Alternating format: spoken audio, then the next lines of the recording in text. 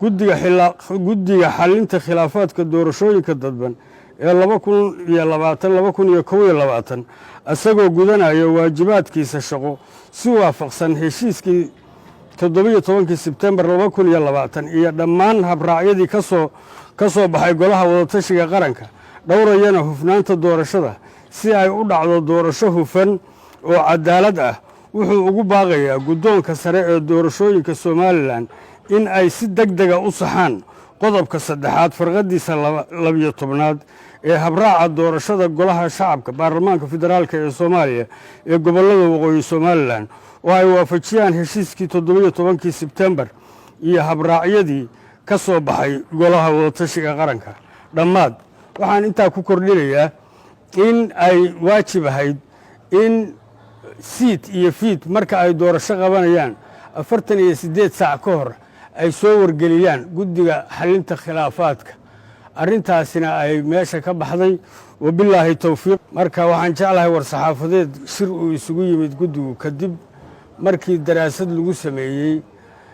doorashada ka bilaabmi doonta magaalada Muqdisho oo lagu soo xuli doono xildhibaanada aqalka hoose oo wakiilka ka noqon doona Somaliland war saxaafadeedkuna wuxuu u qoran yahay sidan guddiga xalinta khilaafaadka doorashooyinka dadban ee 2020-2021 asagoo fulinaya heshiiskii Sebtembar 2020 habraacii 1 Oktoobar ee lagu dhisay guddiga xalinta khilaafaadka doorashada dadban 2020-2021 heshiiskii 27 May 2021 iyo warmurtiyeedkii shirkii golaha wadatashiga qaranka ee soo baxay 21 ilaa 22 Agost 2021 wuxuu cadeynayaa in guddiga xalinta khilaafaadka doorashooyinku uu mas'uul ka yahay garnaqidda iyo xalinta cabashooyinka ay u soo gudbiyaan ergooyinka iyo musharaxiinta ay si toos ah u saamayso xadgudubyada ka dhasha maamulka doorashada dadban 2020-2021 in guddigu awood sharci ah u leeyahay inuu baaritaan ku sameeyo oo uu go'aamiyo cabashooyinka iyo diidmada laga keeno arrimaha la xiriira musharaxnimada iyo codbixiyayaasha in uu awood sharci ah u leeyahay inuu eego oo go'aamiyo muranada lagu diido go'aanada ay gaaraan guddiyada labada heer ee ku aadan kala shaandhaynta ergooyinka iyo musharaxiinta u tartamaya baarlamaanka 11aad ee Jamhuuriyadda Federaalka ee Soomaaliya haddaba guddiga xalinta khilaafaadka doorashooyinka dadban ee 2020-2021 asagoo oo tixraacaya habraaca doorashada golaha shacabka baarlamaanka federaalka ee Soomaaliya ee gobolada waqooyi ee Somaliland ee ka soo baxay taariikhda 30 bisha 10 2021 qodobka 3 farqadiisa 12 ee u qoran sidan wixii khilaafaad ah ee guddiga xalinta ergooyinka beeluhu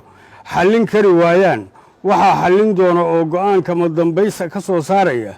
guddoonka sare ee doorashooyinka Somaliland wuxuu cadeynayaa in qodobkani uu si toos ah uga hor imaanayo mas'uuliyadda loo igmaday guddiga xalinta khilaafaadka aysanna jirin cid kale oo awood sharci ah u leh xalinta cabashooyinka ka dhasha doorashooyinka dadban 2020-2021 sidoo kale guddiga xalinta khilaafaadka doorashooyinka dadban wuxuu xusuusinayaa guddiyada maamulka doorashooyinka heer dowlad goboleed siid iyo guddiga hirgelinta doorashooyinka heer federaal fiid inay dhowraan dhammaan heshiisyadii ka soo baxay golaha wadatashiga qaranka gaar ahaan warmurtiyeedkii shirka golaha wadatashiga qaranka ee ka soo baxay 21 ilaa 22 Agost sanadkan qodobkiisa 2 ee habraaca xulista ergooyinka doorashada iyo qodobkiisa 5 ee hindisaha daahfurnaanta doorashada 2021 ugu dambeyn